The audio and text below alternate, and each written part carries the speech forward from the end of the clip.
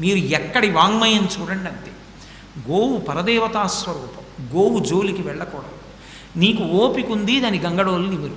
నీకు ఓపిక ఉంది, కసిన బియ్యం పెట్టు. నీకు ఓపిక ఉంది, దాని పృష్ఠభాగం దగ్గరికి వెళ్ళి పసుపు రాసి కాస్త కుంకం వేయి. నువ్వు ఏమీ చేయలేకపోతే ఓ నమస్కారం చేయదు కనపడి. తప్ప నిష్కారణంగా గోవుని కొట్టావో, గోమోదక దోషం అంటే ఏ దోషం వేస్తారో తెలుసా? ఏ శంకరాచార్యుల వంటి మహానుభావుడు వచ్చి ఇంటి ముందు నిలబడితే భిక్ష వేయకపోగా తిట్టి పంపించిన ఫలితం వేస్తారు. అది వంశాన్ని కట్టి కుడుపుతుంది, ఏం మామూలుగా విడిచిపెట్టదు. అది కామధేనువు జోలికెళ్ళి ఎత్తుకుపోతున్నాడు. ఆ కామధేనువుని ఎత్తుకుపోయేటప్పుడు అది ఏడిచి, అది పెద్ద పాపం అయి కూర్చుంది.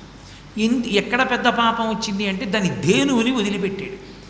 దూడని ఆశ్రమంలో వదిలేశాడు, కామధేనువుని పట్టుకుపోతున్నాడు.